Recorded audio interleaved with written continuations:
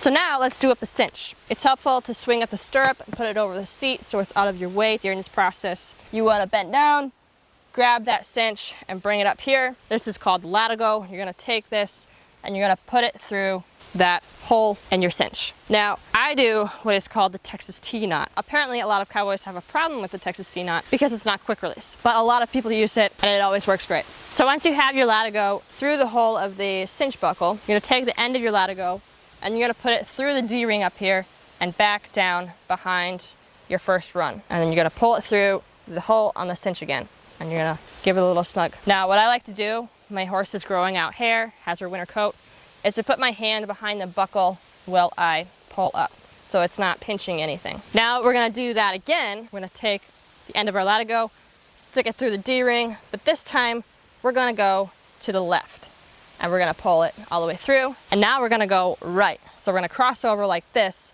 but we're taking the end then and we're gonna go behind the D-ring and we're gonna pull it up. And now we're gonna go straight down through the loop we just made. Now that is the Texas T-knot. Now, obviously, this is a buckle. There are holes in this latigo.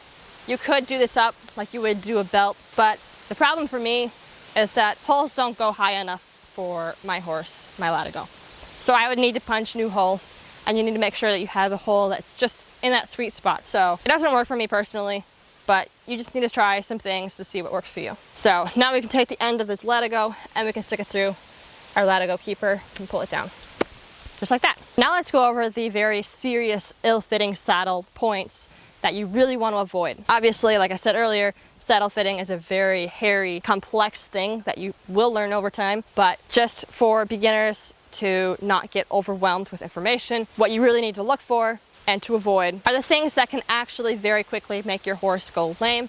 So don't just go buy any saddle. You need to make sure that these points at least fit your horse. So number one thing that you really want to avoid, this withers area. There's a reason that we have a pad with wither relief. There's a reason that our tree has a channel that allows for the spine and the withers to have room. It's because this withers area should never have to bear weight or pressure. So if your saddle tree is touching or digging down on your horse's wither at all in this area, that's an immediate no. You can cause your horse to go lame very quickly, cause a lot of soreness and pain and swelling. If it's really bad and your horse is getting really sore, it'll actually start causing them to lock up. You'll have a lot of tripping issues. So if you see that in your horse, when you first put the saddle on, if you're sitting on the saddle, it should not be close to touching their withers. Avoid that at all costs.